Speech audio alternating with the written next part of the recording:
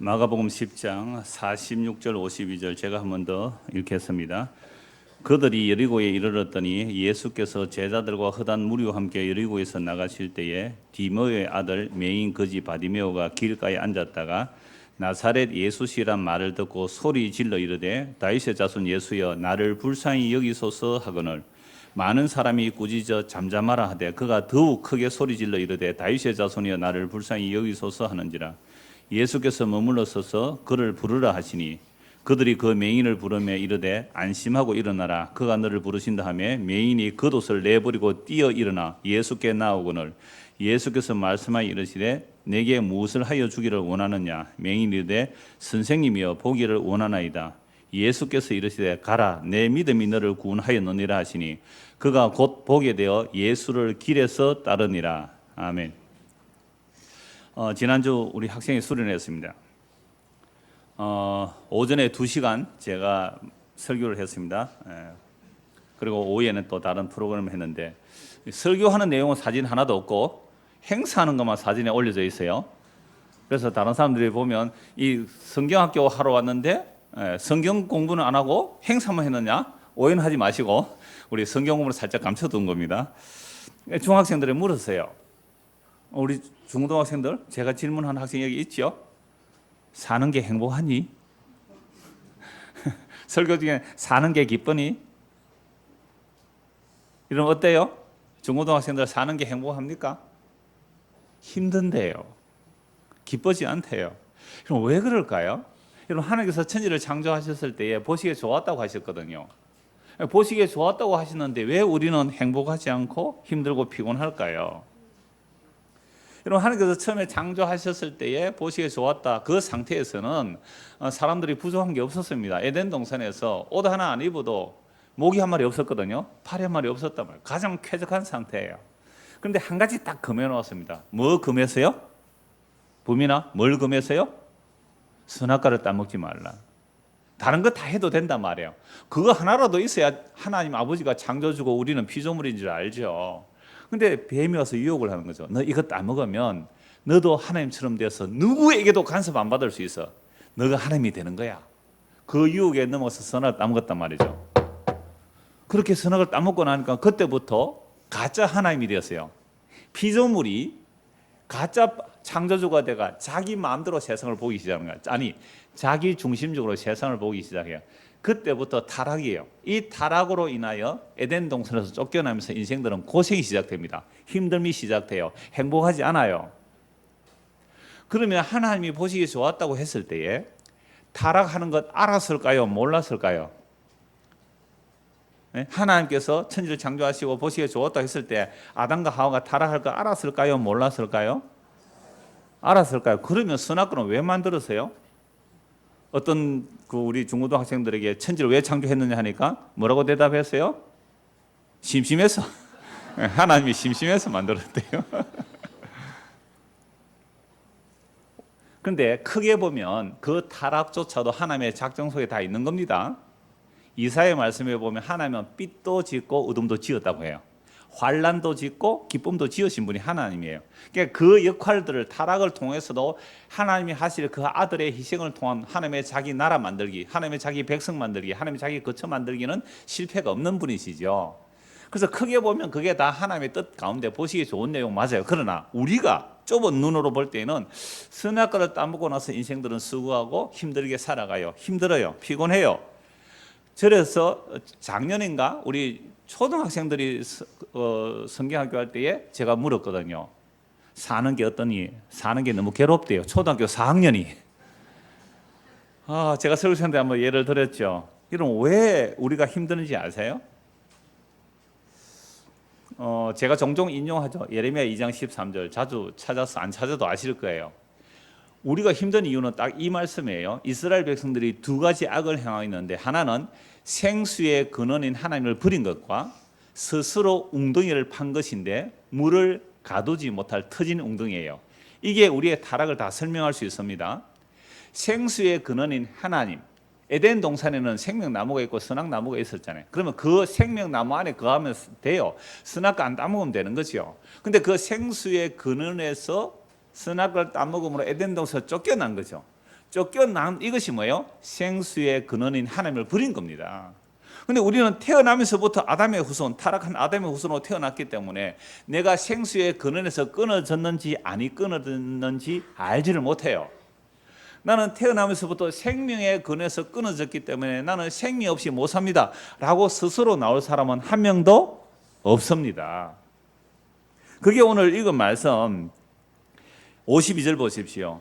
마가복음 10장 52절. 예수께서 이르시되 가라 네 믿음이 너를 구원하였느니라 하시니 그가 곧 보게 되어 예수를 길에 섰다느니라. 어떻게 맹인이며 거지인 이 바디메오가 예수를 믿음으로 구원을 받았냐 이 말이에요. 이 믿음이 바디메오의 믿음이냐 아니면 하나님께서 은혜로 준 믿음이냐 이 얘기예요. 네 믿음이 너를 구원했다 이 말이죠.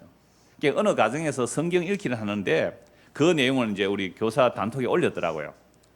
그러니까 아브라함이 믿음이 없어지지 아니하고 하나님의 약속을 끝까지 믿어서 그 놀라운 믿음의 결과를 받았다 이렇게 얘기를 한 거죠. 이걸 가지고 자녀들하고 나누었대요. 그러니까 아브라함이 믿음이 없는데 어떻게 믿음이 있었느냐, 이 믿음은 누구 믿음이, 이런 얘기를 한 거죠. 그러니까 우리 초등학생이 이렇게 했대요. 뿌리가 있어야 나무가 열매가 나오는데 이 말은 뿌리가 없는데 열매가 나왔다는 얘기다. 이야, 이 복음의 핵심을 안 하나요? 뿌리가 없는데 열매가 나왔다 이 얘기다. 그래 다른 사람은 이거 논리적으로 못 믿는다. 논리적으로 못 믿어도 하나님의 은혜로 믿을 수 있으면 그게 믿음이다. 목사시키세요 앞으로. 초등학생 때부터 지금 복음을 지금 알고 있는 거예요. 그러니까 이 믿음이 뭐냐 하면 로마서 4장을 제가 답을 좀 했거든요. 아브라함은 믿음 없는 사람이에요. 하나님께서 아브라함을 불러서 믿음을 만들어 주거든요. 그래서 아브라함의 믿음 이거예요. 없는 데서 있게 하시고 죽은 데서 살리는 방식이에요. 없는 데서 있게 한다는 말씀은 이삭이 없었잖아요. 생겼잖아요. 아브라함이 이삭이 생기잖아요. 없는 데서 생겨요. 이삭이 죽었다가 살아나는 거잖아요. 그러니까 아브라함의 믿음은 아브라함의 믿음이 아니라 은혜의 선물로 준 믿음입니다. 그래서 이사야 65장 보면 나를 찾지 않는 자들에게 내가 여기 있다, 내가 여기 있다 이렇게 말씀하세요. 우리는 하나님을 찾지도 않았는데 하나님이 우리를 찾으러 오셨다 이 말씀입니다. 왜 그래야 돼요? 우리가 이미 아담의 타락 이후로 모든 아담 안에 속한 모든 인류는 두 종류뿐이라고 그래서 인류는 아담 안에서 예수 안에서 두 종류뿐이에요. 우리는 모두 아담 안에서 생수의 근원에서 끊어진 거예요. 나는 몰라요. 알지도 못해요. 근데 성경이 그렇다고 해요. 그러니까 생수의 근원에서 끊어졌기 때문에 우리는 생명의 싸움을 하진 않아요. 생명을 얻기 위해서 경쟁 안 해요. 생명을 구하기 위해서 경쟁 안 해요. 뭐에 대해서 경쟁만 해요?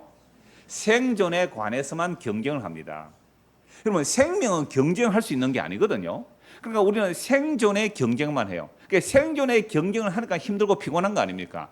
여러분 생명이라는 것은 값없이 주시거든요. 여러분 햇빛과 바람과 비와 이 모든 것들은 하나님의 창조의 선물은 다 값없이 은혜로 공짜로 주는 거예요.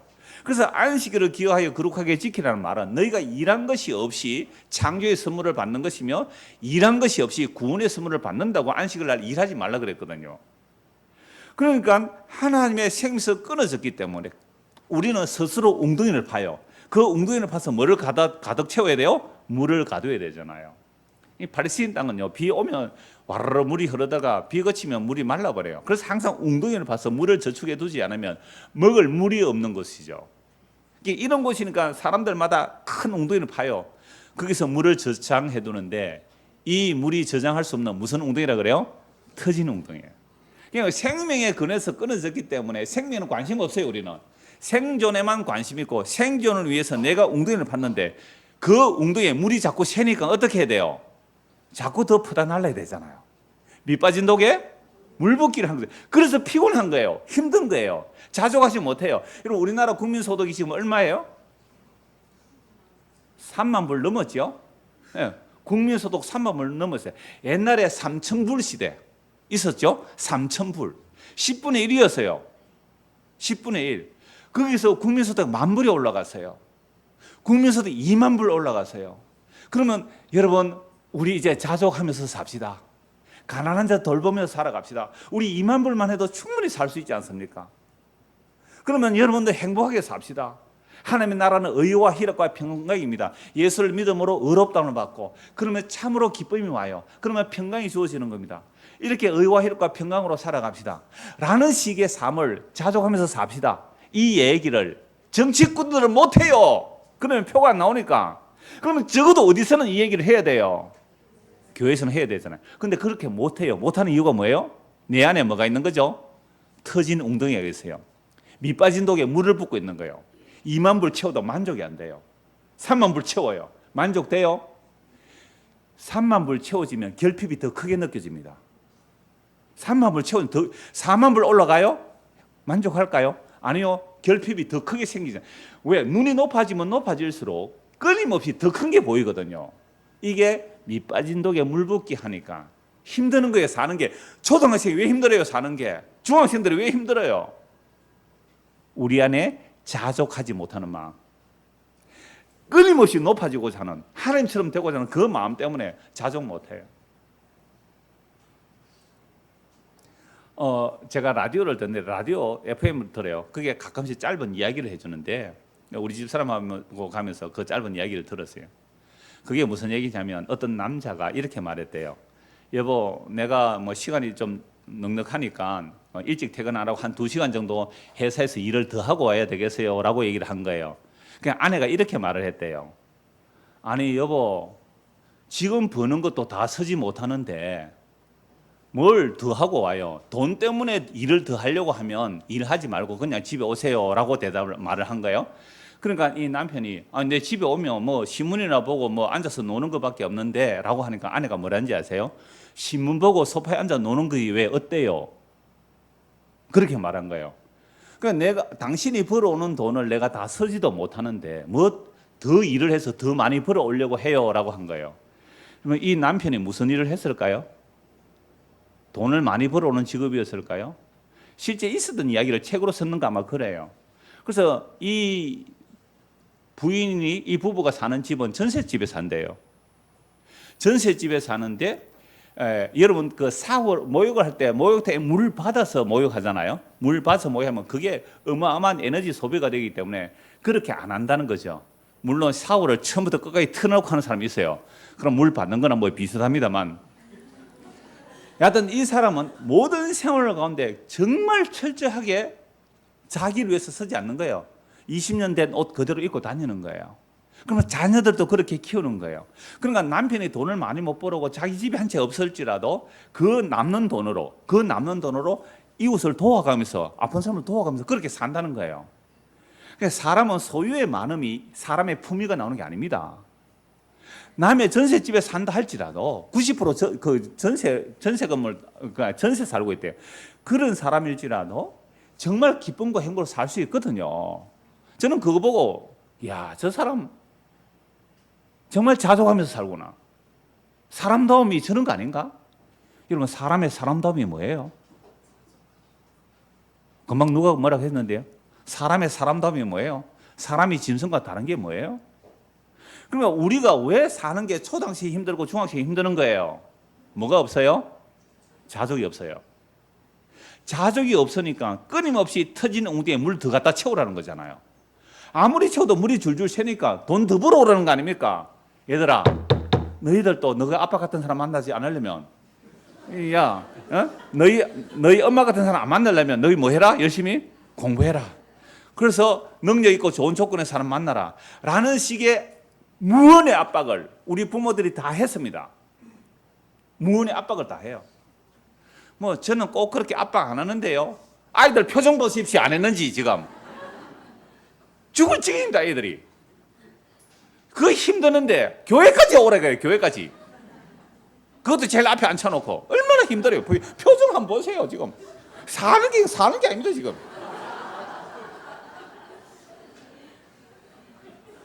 진짜 우리의 부모님들이 예수 그리스도를 자족한다면, 그죠? 예수 그리스도를 자족한다면 괜찮다. 너 예수 믿으면 됐다.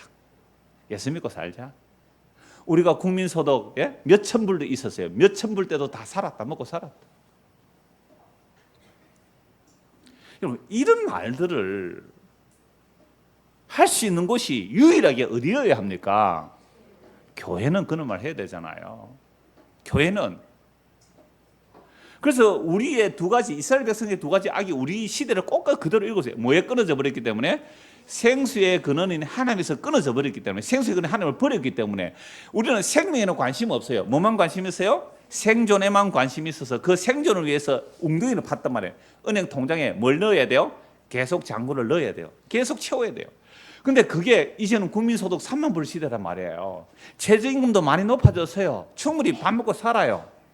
그런데 어느 단체, 어느 곳에서도 먹고 살기 힘들다는 말만 하지 자족합니다.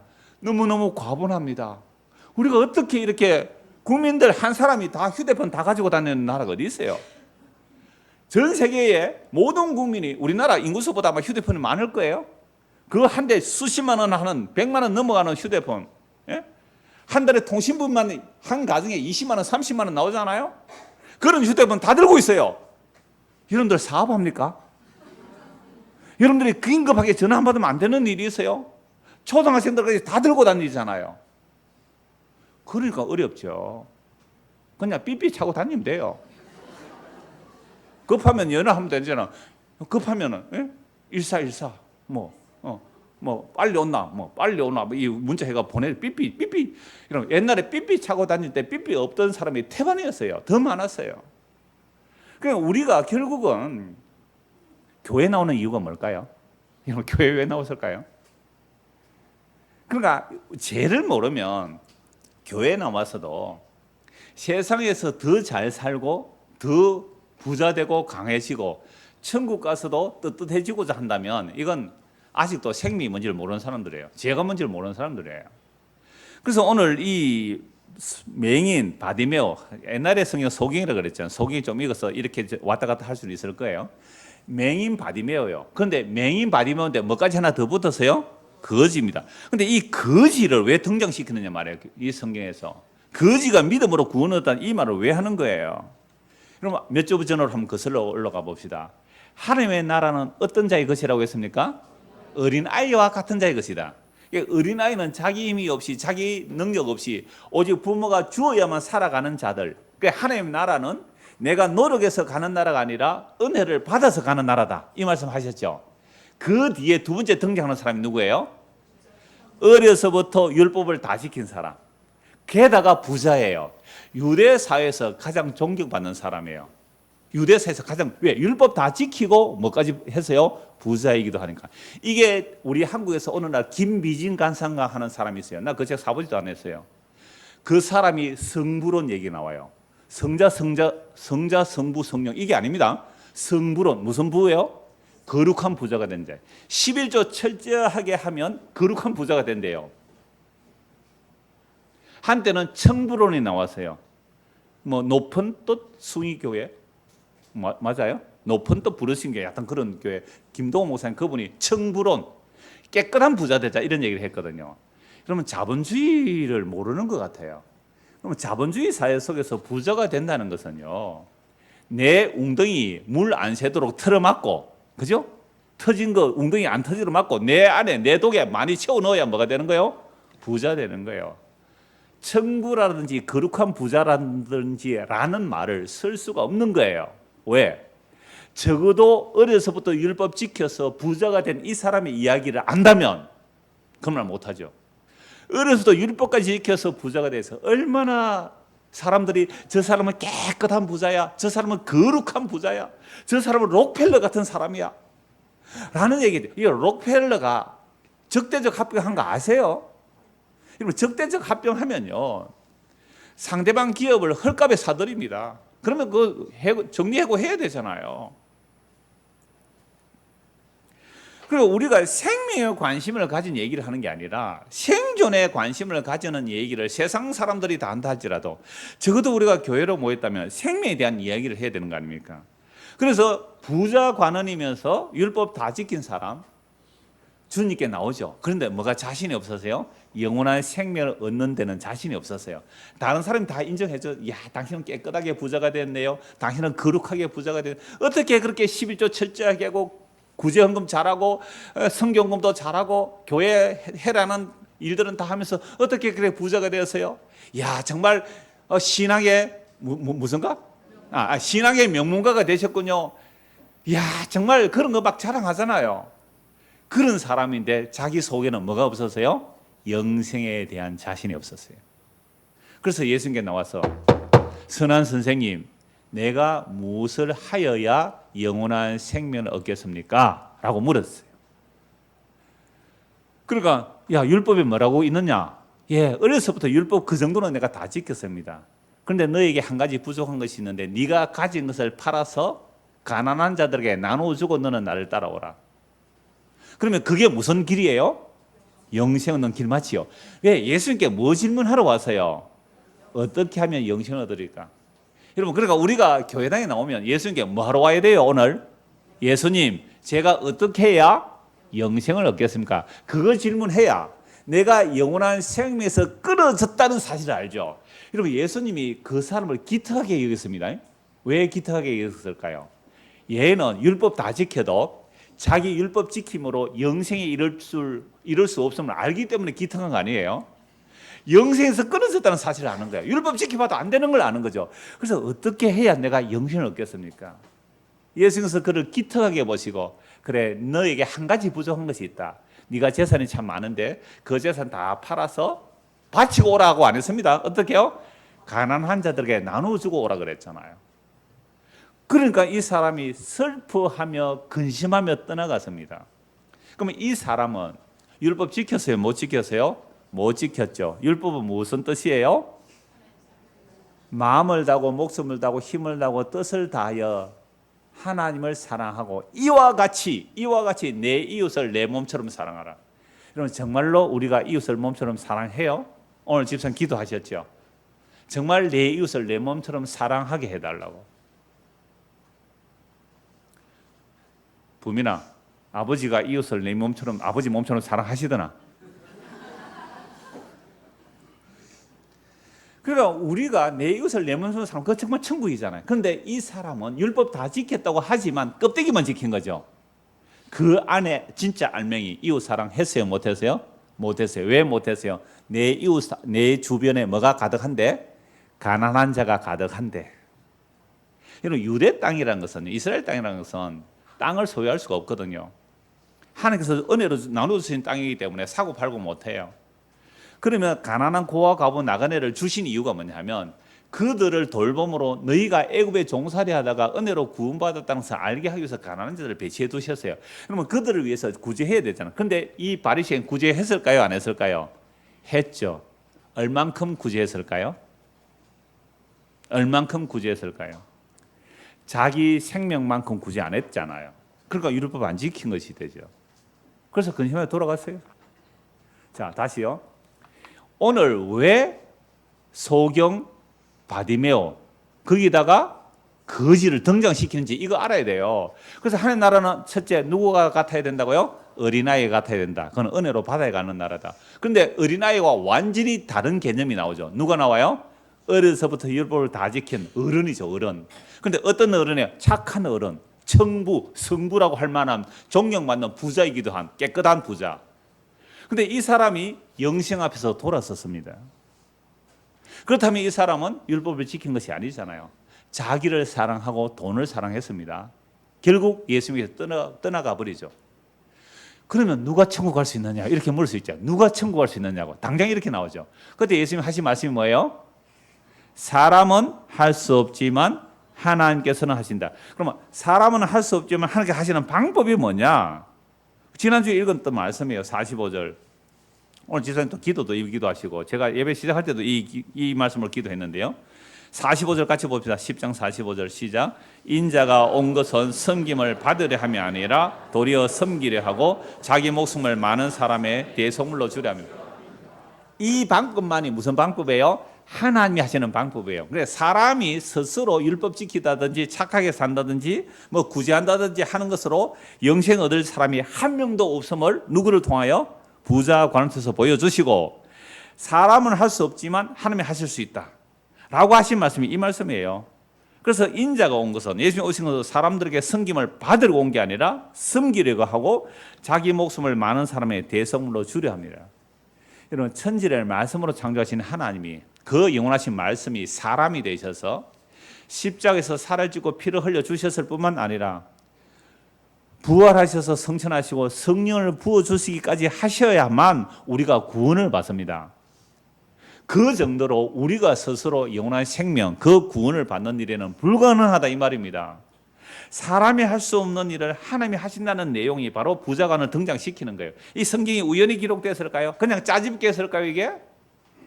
정말 성령의 감도로 어린아이 등장시키고 부자관은 등장시키고 사람은 할 수 없어서 하나님이 하신다는 말씀을 하시고, 그 다음에 예수님께서 이 처음에 요 사건 앞에 8장에 또 맹인이 눈 뜨는 사건 또 있어요. 맹인이 눈 뜨는 사건가 여기서 오늘 그 10장에서 맹인이 눈 뜨는 사건, 이 사이에 예수님께서 십자가에 죽으신다는 얘기를 해야 돼요. 그리고 부자관은 등장해야 되고요. 그 다음에 제자들이 등장합니다. 영생 문턱에서 돌아간 그 사람을 보고 누가 구원을 얻을 수 있습니까? 사람은 할 수 없어도 하나님은 다 하실 수 있다. 그랬을 때에 제자들이 예수님께 이렇게 묻죠. 그 다음에 세 번째 제자가 등장합니다. 뭐라고 하죠 예수님께? 우리는 모든 것을 다 버리고 주님을 따랐습니다.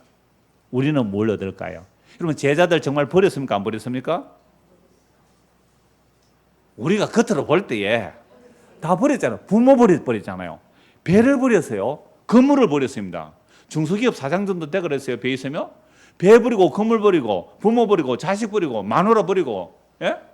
다 버리고 집도 버리고 누구 따라가세요? 예수님 따라갔어요. 3년 동안.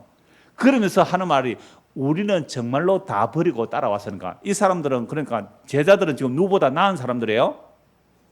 부자 가는보다 나은 사람이잖아요. 왜? 부자들은 뭘 못 버렸어요? 자기 재물을 못 버렸지만 이 제자들은 다 버리고 정말로 따라왔잖아요. 예수님을. 우리는 뭘 얻겠습니까? 예수님 뭐라고 대답하셨어요? 정말로 나를 위하여 다 버린 사람은 현세에서 몇 배나 받고요? 100배나 받고, 내세에서는 영생을 얻지 못할 자가 없다.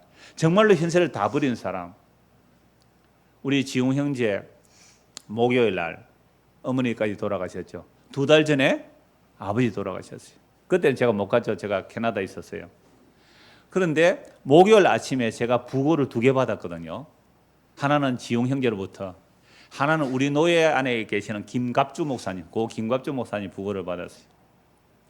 이런 우리 그 김갑주 목사님은 제가 오기도 전에 20년도 훨씬 전이죠. 널푸른 게 저 밑에 지하에 있을 때에 어렵다는 얘기를 듣고 그 목사님이 정확한 거는 제가 금을 잘 모르겠는데 하여튼 그 당시에 상당 금액을 우리 널푸른 게 빌려주셨대요. 뭐 1년이 넘게. 그래서 지금 은퇴한 장로님들이나 지금 장로님들은 알고 계신데요. 그래서 이자도 안 받고 그걸 이렇게 빌려주어서 참 고마웠다는 얘기를 하시더라고요. 근데 이 김갑주 목사님이 한 2달쯤 전에 그 대장암 말기 판정을 받았어요. 원래 나이 70입니다. 원래 은퇴할 나이인데요. 대장암 말기 70에 대장암 말기 판정을 받아요. 그럼 대부분 치료하려고 애를 씁니다. 거의 대부분. 근데 이분은요, 치료를 거부했어요. 어떤 연명장치 거부했어요. 2달 동안 요양병원에 계시다가 돌아가셨어요. 조용히 약 한 번 안 쓰고. 그분 많은 사람들이 존경해요. 우리 교회가 이곳으로 이전했을 때 제가 그 목사님 부탁해서 기도를 해달라고 했거든요. 정말 은혜로운 기도를 하셨거든요. 그분하고 제가 좀 얘기도 좀 많이 하셨고, 제가 우리 노예나 정말 제일 존경하는 분이기도 해요. 그래서 우리 그 대장암 말기로 입원해 계시날 때 교회도 조그만 해요. 진동에. 진동중앙교회인데, 그래서 우리 당에 의논해서 구제연보 좀 보냅시다 해서 얼마 또 구제연보도 좀 보낸 적이 있습니다. 그분 이제 장례 치렀죠. 그래 지웅 형제에게 그 장례식 하면서 제가 그 말씀 전했습니다. 아버지 없어요. 엄마 돌아가셨어요. 2달 만에 아버지 엄마 다 돌아가셨어요. 아들이 하나뿐이에요. 뭐 가족도 집안도 많이 없어 보이더라고요. 그래서 제가 그 말씀했어요. 이제 정말 고아가 되었지만 정말로 교회 안에서 예수 믿는 사람 2-3사람이라 모여도 몇 배를 받은 거라고요? 100배를 받은 겁니다. 100배를 받은 겁니다. 제가 그 말씀을 하고 왔어요. 그리고 이제 목요일 날 거기 문상하고 금요일 날 점심 때는 그 마산에 김갑주 목사님 문상하고 오는데요. 지사라고 그 문상하고 오는데 창원병원 앞으로 오게 되거든요. 금요일이잖아요. 그 병원 앞에 뭐가 있어요? 제가 몇 번 말했는데 로또 복권 파는 복권 판매점이 있어요. 줄을 쭉 서 있어요. 이러면 그 줄을 쭉 있는 사람들에게, 줄을 서 있는 사람들에게 예수님이 가셔서 내가 너에게 무엇을 해줄 거라고 묻는다면 여러분들 뭐라고 답할까요? 로또 1등. 그것도 다른 사람, 두 사람, 세 사람 함께 되지 말고 나만 몰아서 1등 되기를 원합니다. 이렇게 말했을 거 아니에요. 그런데 이 소경 바디메오는 예수님께 나와서 예수님 부르짖었어요. 그때 예수님 뭐라고 말씀하세요? 뭘 해주기를 원하냐? 당연히 눈 뜨는 거 원하죠. 눈 뜨기를 원합니다. 네 믿음이 너를 구원하였으니 가라. 근데 눈 뜨고 예수님 따라가요. 집에 간 게 아니라 예수님 따라가요. 이러면 이 소경 바디메오를 등장시킨 이유를 아시겠죠? 맹인 사건과 맹인 사건 사이에 중간에 이야기들이 있는 이유는 오늘 이야기하는 거예요. 맹인이 어떻게 예수님 보고 고함 지르고 부르짖었을까? 여러분, 아까 제자들이 예수님을 따라갈 때 우리는 뭘 버리고 따라갔다고요?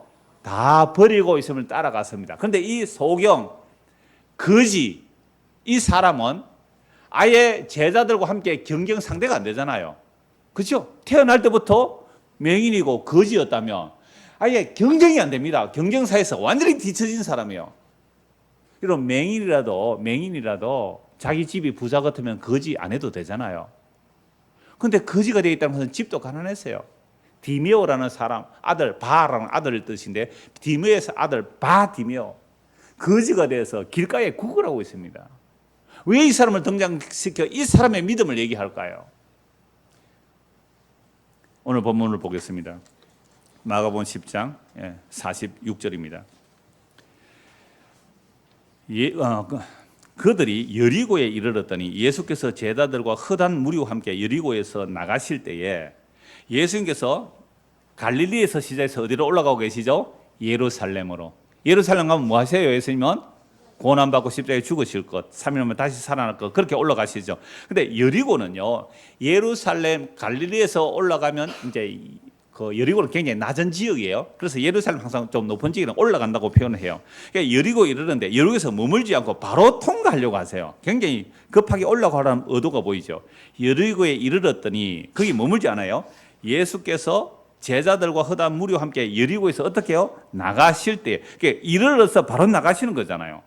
그때 디메오의 아들 맹인 거지 바디메오가 길가에 앉았다가, 여러분들 왜 거지가 길가에 앉아 있을까요? 집에 안 있고 구걸하려고 하죠.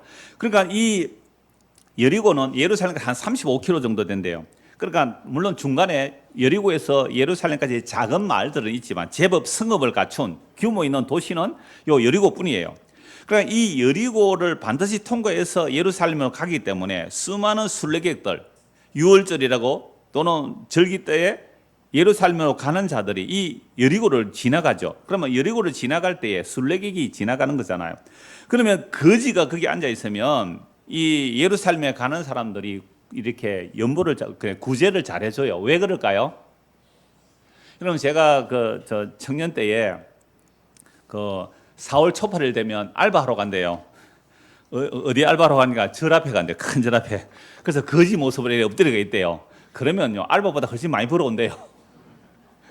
그러니까 이러면 거지라도 머리를 잘 써야 된다. 이거 뭐예요? 길목을 잘 알아야 돼요. 길목. 장사하는 사람들이 길목을 잘 알아야 돼요. 지난주에 어떤 사람이 한 사람 멀쩡한 사람이 이제 우리 사돈 와가서 이렇게 같이 잠시 얘기하는데 멀쩡한 사람들이 방에 들어왔어요. 방에 들어서 저거 강원도서 왔는데요. 레파토리 알아요. 강원도서 왔는데요. 10,000원만 주세요. 이야, 교회 오면 뭐 1,000원, 2,000원 주잖아요. 그럼 이 사람 아예 10,000원 달라고 해요. 그럼 제가 한마디 하거든요. 그런데 손님 와 있어서 빨리 줘서 보내려고 10,000원 줬어요. 그러니까 우리 딸이 그러더라고요. 아빠는 그렇게 안 하고 반드시 말하고 주잖아요. 이래요. 그래서 내가 빨리 보내려고 그랬대. 하여튼 이 바디메오가 어디 앉아 있어요? 길가에. 그럼 이 길에 누가 정해줬을까요?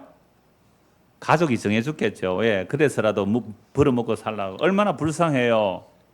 맹인 거지입니다. 길가에 앉아서 한 분 주십시오. 그러니까 예루살렘으로 올라가는 사람들이 여러분 그 율법에 의하면 뭘 해라 그랬어요? 구제를 해라 그랬거든요. 내 이웃이 가난하면 구제금 해라 그랬단 말이에요. 그러니까 예루살렘 성전에 지금 거룩하게 절기 지키러 올라가는데 거지가 있으면 구제하겠어요? 안 하겠어요? 하지요. 그러니까 그 길목에 앉아 있는 거예요. 한 푼 주십시오. 그런데 그렇게 길가에 구걸하기 위해서 앉아 있는데 47절 나사렛 예수시란 말을 듣고 소리 질러 이르되 다윗의 자손 예수여 나를 불쌍히 여기소서. 여러분 마가복음에서 다윗의 자손이라고 부르짖은 사람은 이 소경, 맹인, 거지 이 사람뿐이에요. 바디메오.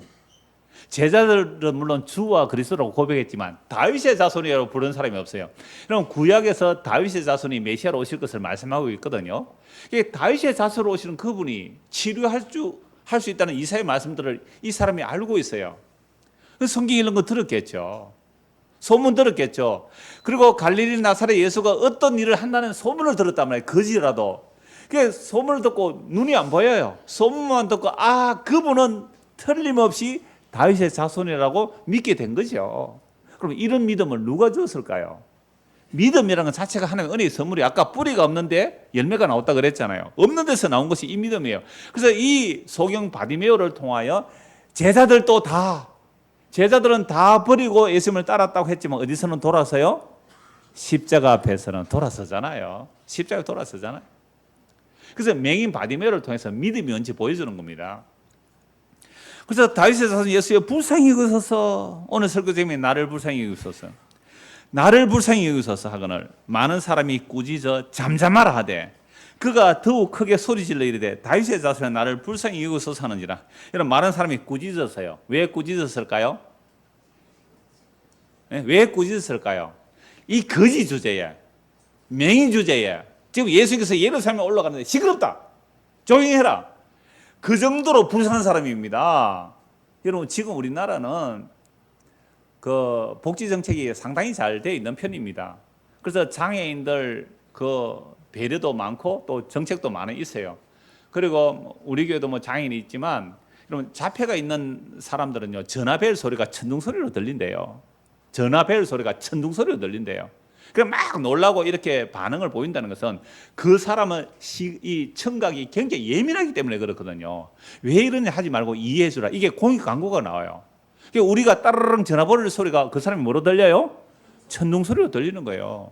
이 천둥 소리가 들려도 주무시는 분들은 믿음이 좋은 분들이라서 지금 앞에 주무시고 계십니다. 하여튼 이렇게 우리나라 상당히 배려해. 그런데 2000년 전이에요. 2000년 전. 유대 사회에서 장애인이라는 것은 죄인과 동일하게 취급해요. 죄 짓기 때문에 저랬다. 그렇게 종교적으로도 천대받아요. 맹인이기 때문에. 성전에 못 나갑니다. 장애인 성전에 못 나가요. 맹인이 어떻게 성전에 나가요? 그뿐 아니라 거지예요. 경제적으로도 아주 불쌍한 사람이에요. 그런 사람이 다윗의 자손 예수여 나를 불쌍히 여기소서. 시끄럽다, 조용히 해라. 어디 거지가 쫓아낸 거예요. 제자들이 그랬든지 주변 사람들이 그랬는지. 자, 그러면 이 사람이 움찔해서 조용한 것이 아니라 48절 같이 읽읍시다. 시작. 많은 사람이 꾸짖어 잠잠하라 하되 그가 더욱 크게 소리질러 이르되 다윗의 자손이여 나를 불쌍히 여기소서 하는지라. 여러분 오늘 설교 중에 불쌍히 여기소서입니다. 아까 처음에도 말씀드렸지만 여러분 저와 여러분들은 이 땅에서 살아가면서 불쌍히 여김을 받지 않으려고 뭐하고 살아가요? 품위 유지하고 살아가죠. 품위 유지하려면 품위 유지비가 들어요. 품위 유지비를 가지고 살려면 돈을 많이 벌어야 돼요. 그죠? 그래야 다른 사람이 밥 한 끼 사면 나는 뭐 하나 사야 돼요? 커피가 비싼 커피는 밥값보다 비싸긴 합니다. 일단 커피 한 잔 사야 되잖아요. 이게 다 내가 다른 사람들에게 뭘 안 당해야 돼요? 무시 안 당하고 부끄러움 안 당하고 불쌍히 여기지 않으려고 그렇게 애써 노력하는 거 아닙니까? 다른 사람이 나를 아무리 무시하고 불쌍히 여겨도 괜찮다라는 마음이 드는 사람은 거지해도 됩니다. 그건 뭐 자존심 다 내려놔야 되잖아요. 근데 우리가 그렇게 안 되려고 애들에게 공부하라 그러잖아요. 그렇게 안 되려고 남편에게 돈 많이 벌어오라 그러잖아요. 남편 돈 벌어오면서 부족한가 나도 나가서 벌겠다 그러잖아요. 그래서 아이들은 저그 마음대로 또 놀고요. 그래서 오늘 저와 여러분들이 세상에서 불쌍히를 받지 않고 하늘나라 가서도 불쌍히를 받지 않고 당당하게 나가려고 교회 나왔다면 잘못 온 겁니다. 저는 어려서부터 교회 다녔기 때문에 어른들의 기도를 유심히 들었어요. 우리가 하나님을 잘 섬겨서 세상에서 부끄럽지 않고 정말 깨끗한 부자가 되어서 세상에서 하나님께 영광 돌리고 천국 가서도 상 많이 받게 해주십시오. 그런 기도를 하더라고요. 저게 과연 복음일까? 저게 과연 복음일까? 성경은 아닌데, 성경은 정말로 거지 맹인 바디메오가, 거지 나사로가, 스데반 집사가, 세리와 죄인과 창기들이 먼저 천국 간다 그러는데 왜 천국 가지 못하는 바리새인과 서기관들은 그런 모습을 자꾸 얘기할까? 이런 의심이 안 드는 이유가 뭘까요? 우리가 그렇게 불쌍히 여기면 받기를 싫어했기 때문에 그래요. 복음이 왜 안 들린지 아세요? 내가 사람들에게 불쌍히 여기면 받기, 아이고 저 여자 저 봐라, 아이고 교회 다니더니, 아이고 저 남자 저 봐라, 저 교회 다니다더니 꼴이 왜 저래? 라는 손가락질을 안 받으려고 하니까 복음이 안 들리는 거예요. 그래서 교회에서 위선하잖아요. 안 그런 척 만면에 웃음을 띠고 안녕하세요 안녕하세요 속에 지금 사느니 못 사니 전부 위장 가면서 와 있잖아요. 불쌍합니다. 나 불쌍합니다. 나 불쌍한 사람 맞아요. 나 어제 부삼하다가 이보세요 눈에 멍드는 거 보시고 한 그래가 오라 그랬잖아요.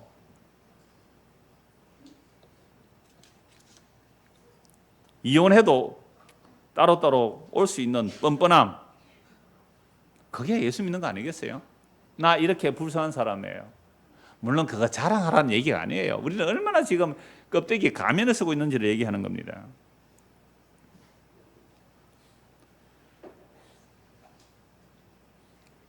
(49절입니다) 예수께서 머물러 서서 그를 부르라 하시니 그들이 그 맹인을 부르며 이르되 안심하고 일어나라 그가 너를 부르신다. 이야, 예수님 부르시면 이제 끝난 거죠. 뭐 안심하고 일어나라 그가 너를 부른다. 맹인이 겉옷을 내버리고 뛰어 일어나 예수께 나오거늘. 이런 맹인이 겉옷 중요해요. 이 겉옷이란 것은 그 겉옷도 되지만 밤에는 덮고 잘 이불이기도 하거든요. 제일 중요한 거잖아요. 이 겉옷 그냥 내버려 두고 막 그냥 예수님 목소리 나는 쪽으로 뛰어가는 거죠. 51절 예수께서 말씀하시되 네가 네게 무엇을 하여 주기를 원하느냐. 맹인이 대 선생님이여 보기를 원하여. 당연한 거죠. 보기 원한다 그랬죠. 예수께서 이제 가라 네 믿음이 너를 구원하였느니라 하시니 그가 곧 보게 되어 예수를 길에서 따르니라. 여러분 보세요. 부자가는 돌아섰지요. 제자들 십자에서 다 떠나가요. 그런데 이 사람은 예수를 길에서 따른다고요. 눈 뜨자마자. 그러면 이 사람의 믿음이 뭔지를 앞에서 말씀드렸고요. 여기서 여리고 성이라는 것을 좀 살펴볼 필요가 있습니다. 여러분 성경에서 여리고 성이 언제 등장합니까? 이스라엘 백성들이 출애굽해서 여리고 성으로 정탐하러 보내고, 그래서 요단강 건너서 처음 마주하는 난공불락의 요사래 그래요. 이중성벽이래요. 이중성. 고고학교를 발견해 이중성벽으로 되어 있어요. 얼마나 튼튼한 성읍인지 몰라요. 그 여리고성, 이 예수님 당시에는 1500년 거슬러 올라가야 되고요. 지금으로부터 약 3500년 전에 여리고성의 이야기가 여호수아에서 나옵니다. 그 난공불락의 이중성벽 그 여리고성이 어떻게 무너지죠? 여호수아가 이스라엘 백성들과 함께 그 여리고성을 공격하기 위해서 토성, 흙벽을 쌓거나 땅굴을 뚫거나 뭐 사다리를 만들거나 특수 뭐 공성태를 만들거나 무기를 만들지 않아요. 어떻게 합니까? 앞에 제사장들이 나팔을 불고 제사장들은 언약궤를 메고 성을 한 바퀴 돌아요. 첫날 한 바퀴, 둘째 날 한 바퀴, 여섯째 날도 한 바퀴. 나팔만 뿌뿌 불고 아무 말도 못하게 해요. 말 못하게 해요. 그리고 마지막 일곱째 날 6바퀴 돌고 마지막 7바퀴째 소리를 질러라 했어요. 그러니까 그 여리고성에서 그 사람들이 소리를 질렀는데 뭐라고 질렀는지는 모르겠습니다. 성경이 안 나오니까. 소리를 질렀더니 어떻게 해요? 여리고성이 무너졌어요. 여러분들 이거 믿으십니까? 세상에 소리 질러서 여리고성이 무너졌대요. 이 군에서나 하는 말이에요. 자, 전방을 향하여 함성 3초. 자, 전방의 산이 50m 뒤로 물러가도록 3초 함성 와 하거든요. 그럼 산 물러갑니까? 안 물러가요. 근데 여리고성이 무너졌어요. 어떻게 무너졌을까요? 이걸 또 공학자들은 그 소리의 진동이 어떻게 딱 잘 맞으면 건물이 무너질 수 있다고, 그런 얘기 아니잖아요. 여러분, 난공불락의 요새 여리고성이 고함 질러서 무너졌어요. 무슨 고함 질렀어요? 내용은 몰라요. 그런데 오늘 여리고성에서 정말로 고함 지르는 사람 한 사람 나오네요. 뭐라고 고함 질렀어요? 다윗의 자손 예수여 나를 불쌍히 여기소서. 다윗의 자손 예수여 나를 불쌍히 여기소서. 여리고성 무너진 것만 기적이에요? 이 사람이 다윗의 자손 예수여 나를 불쌍히 여기소서. 오늘 네 믿음이 너를 구원했다. 여러분 예수 믿는 건 이겁니다. 우리는 불쌍히 여김 받지 않으려고 해요. 그래서 교회까지 나왔잖아요. 천국 가서도 불쌍히 여김 안 받으려고. 근데 하나님의 구원은 우리가 불쌍해서 구원해 주셨어요. 그걸 한문으로 말하면 긍휼이라 그래요. 히브리 말로 하면 레헴이라 그래요. 여자의 자궁이라는 뜻입니다. 엄마가 자식을 불쌍히 여기는데 조건 없어요. 무조건적으로 아이를 불쌍히 여깁니다. 애가 빽빽 울면요, 엄마는 자다가도 아이 울음소리 듣고 일어나서 그 피곤한 몸에 젖을 먹입니다. 엄마가 성근에 굴 따러 가 있더라도 아기 우는 소리가 들린다고요. 노래 몰라요? 엄마가 저 바다 가서 조격했는데 애가, 그죠? 외딴 집에 애가 울면 엄마가 그 소리 듣고 어떻게 해요? 달려간다고요. 엄마는 알아요. 이게 레헴이에요. 그런데 이사야 말씀 이렇게 말해요. 엄마가 젖먹이 아기를 어떻게 잊겠느냐. 그러나 너희는 죄인이라서 젖먹이 아기도 버리는 아이다. 밀양에서 그런 일이 일어났죠. 저 밀양의 고향인 사람. 오늘 두 사람, 밀양이 고향 두 사람 왔어요. 그 밀양에서 그 애 버렸잖아요. 젖먹이 아이를 버리네요. 너희는 버릴지라 나는 너희를 버리지 않겠다. 이게 뭐예요? 긍휼입니다. 그럼 오늘 우리가 어떻게 구원받아요?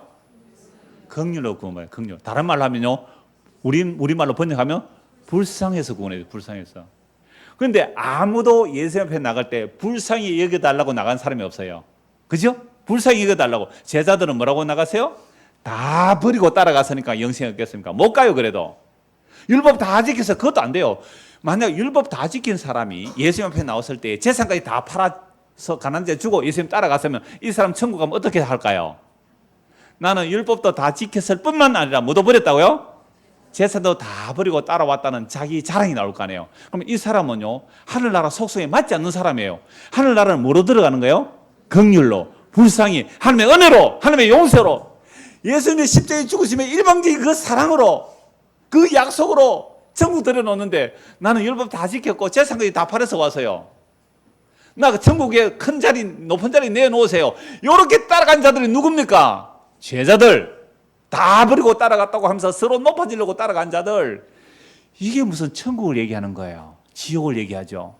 경쟁을 하고 시기하고 서로 높아지려고 하고 자족하지 못하고, 이게 지옥 아닙니까? 이런 지옥에서 구원하기 위해서 누가 오셨어요? 예수님께서. 그래서 홀로 십자가 지셔야 돼요. 물론 성부, 성자, 성령이 함께 그 십자가 지고 살과 피를 내어주시고 우리를 구원하여 내시고 그 생명을 값없이 주실 때에 주여 나를 불쌍히 여기소서. 여러분, 이게 구원입니다. 성경 한번 보고 말씀 마무리하겠습니다. 로마서 11장입니다. 로마서 11장.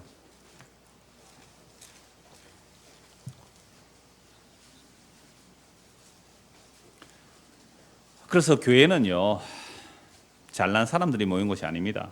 잘난 체는 세상에서는 하시고요, 교회에서는 불쌍한 사람들 오시면 됩니다. 불쌍한 사람들만 오십시오. 11장 29절입니다. 로마서 11장 29절. 하나님의 은사와 부르심에는 후회하심이 없느니라.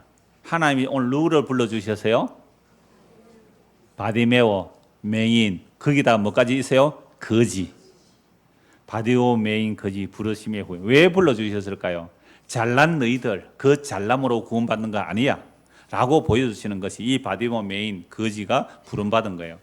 너희가 전에는 하나님께 순종하지 아니하더니, 이방인입니다. 우리가 하나님께 순종 안 했어요. 근데 이스라엘이 순종하지 아니함으로 이제 뭘 입었어요? 긍휼을 입었어요. 그러니까 이스라엘에게 먼저 택하시고 부르시고 율법을 주신 이유는 율법의 순종 못함을 통해서, 오히려 율법을 거역함을 통해서 유대인들이 일부 가지가 잘리죠. 그러니까 이방인은 우리에게 뭐가 입혀지는 거예요? 긍휼이 입은 거예요. 이와 같이 이 사람들이 순종하지 아니하니, 즉 유대인들이 순종하지 아니니, 이는 너희에게 뭐 하려고요? 너희에게 베푸시는 긍휼로 이제 그들도 뭘 얻게 하려고요? 긍휼로 구원하는 거예요. 자, 아까 부자가는 돌아갔지요. 재산 못 팔아서 돌아갔잖아요. 제자들 다 버리고 돌아갔잖아요. 그들이 구원받으려면 소경 바디메오 거지가 주께 불쌍히 여김을 받는 그 모습을 보고 주여 우리도 불쌍히 여겨 주십시오. 그러면 그거 구원받는 거예요. 다시요. 지금 부자 가는도 돌아갔고 제자들 다 버리고 따라갔다 해도 그들도 십자가에 도망가거든요. 그럼 그들이 구원받는 길이 뭐라고요? 맹인, 거지, 바디메오가 주여 나를 불쌍히 여기소서 그 마음으로 제자들도 주여 나를 불쌍히 여기소서 그 부자가는 또 주여 나를 불쌍히 여기소서 라고 하면 그게 뭐라고요? 구원받는다는 이 얘기예요. 유대인들이 율법 다 지켰잖아요. 이 바리새인 서기관들 그들이 왜 죽게 못 가요? 자기 자랑이거든. 자기 의거든요. 그래서 이들이 주의 말씀 안 믿어요. 율법이라는 것은 그리스도에게로 인도하는 몽학 선생이 되어야 되는데 오히려 예수께로 가는 길을 막고 있어요. 이거 오후에 또 말씀드릴게요. 무교절에서. 이게 막고 있는 거죠. 근데 맹인이며 거지인 이 바디메오가 주여 나를 불쌍히 여기소서 이게 천국의 모습을 보여주는 겁니다. 이게 제자들 안 돼요. 결국 십자가에 죽으시고 부활하시고 성령을 보내주셔야 비로소 자기가 불쌍한 죄인을 알아요. 예수를 세 번이나 저주명세 부인하며 돌아서 봐야 자기가 죄인인 줄 알아요. 주여 나는 죄인으로소이다. 나를 떠나소서. 이게 구원받는 자들의 모습이에요. 그런데 구원 어떻게 받아요? 오직 주의 불쌍히 여기심으로 주의 긍휼로 주의 언약을 따른 그 사랑으로 이게 천국의 속성을 보여주는 거죠. 그래서 구원하는 거예요. 그 이방인도 긍휼로 유대인도 긍휼로 32절 같이 읽읍시다. 시작. 하나님이 모든 사람을 순종하지 아니하는 가운데 가두어두심은 모든 사람에게 긍휼을 베풀려 하심이라. 이미 타락한 인간들을 다 뭐에 가둬버려요? 순종하지 않는데 불순종에 가둬버렸어요. 유대인 율법 백날 지켜도 그거 순종 안 한 거예요. 이방인들 윤리 도덕 자기들의 양심의 법으로 아무리 착하게 살아도 그게 순종하지 않는데 가둬두었어요. 그 가둬둔 자들은 여기에 갇혀있는 자들은요 주여 나를 불쌍히 여기소서라고 나오지를 못해요. 자기 자랑으로 나오려고 하고 자기 의를 자기 공로를 가지고 나오려고 해요. 여기에 갇혀있는 사람들은 절대로 주여 나를 불쌍히 여기소서 이렇게 못해요. 그런데 하나님의 택하신 자들은 반드시 이 고백을 해요. 주여 나는 율법으로도 윤리와 도덕으로도 나는 내 양심의 법으로도 나는 정말 부끄러운 죄인 맞습니다. 그러니 주여 나를 불쌍히 여기소서. 이들이 바로 구원받는 거예요. 그래서 33절 보십시오. 깊도다 하나님의 지혜와 지식의 풍성함이여 그의 판단은 헤아리지 못할 것이며 그의 길은 찾지 못할 것이라. 이 복음을 누가 알겠어요? 뿌리가 없는데 열매가 맺힌다는 말을 누가 믿겠어요? 일한 것도 없이 어렵다함을 받는다는 그 복음을 누가 믿겠어요? 오직 하나님의 긍휼을 입은 자들만 이 고백을 해요. 거지, 맹인, 바디메오 그 인생 정말 복받은 인생 아니에요? 누구 받기 때문에? 영원한 생명이고 전부이신 천지를 창조한 그분, 천지는 사라져도 없어지지 않을 그 영원한 그 주님의 생명을 그 마음에 받아들였다. 정말 복받은 맹인, 거지, 바디메오입니다. 그런데 우리는 교회 나와서 내가 거지, 맹인, 바디메오가 되어도 주님 만나면 소원이 없겠습니다 이러고 나오는 사람을 찾기가 바닷가에 모래 가운데 바늘 찾기보다 힘든 시대 아닙니까? 그래서 그 주님의 깊은 그 지혜를 우리가 헤아릴 수 없어요. 34절 누가 주의 마음을 알았느냐 누가 그의 모사가 되었느냐. 35절 같이 읽읍시다. 누가 주께 먼저 드려서 갚으심을 받겠느냐. 이게 거래가 안 된다 이 말입니다. 내가 주께 먼저 이렇게 드렸으니까 나 다 버리고 따랐으니까 100배 내놓으세요. 나 다 버리고 따랐으니까 영생 내놓으세요. 이렇게 할 수가 없단 말이에요. 주께 먼저 드려서 갚으시면 못 받아요. 이게 바로 소경, 맹인, 바디메오, 거지입니다. 그래서 주여 나를 불쌍히 여기소서. 이런 자들이 예수 믿는 자들이죠. 이런 자들이 예수님을 주와 그리스도로 믿는 겁니다. 36절 같이 읽읍시다. 이는 만물이 주에게서 나오고 주로 말미암고 주에게로 돌아갑니다. 그에게 영광이 세세에 있을지어다. 아멘. 혹시 오늘 저와 여러분 가운데 정말 나는 바디메오, 맹인 바디메오, 거지와 같습니다. 꼭 겉으로만 아니라도 내가 정말 그러한 자가 많습니다. 나는 나갈 자격도 없습니다. 그러니까 주여 나를 불쌍히 여기소서. 오직 주의 긍휼로만 그 십자가의 보혈의 공로로만 의롭다함을 받습니다 라고 믿는 사람들에게는 하나님의 나라가 열린 겁니다. 그들이 하나님의 백성입니다. 이 은혜가 저와 여러분들에게도 임하기를 소원합니다.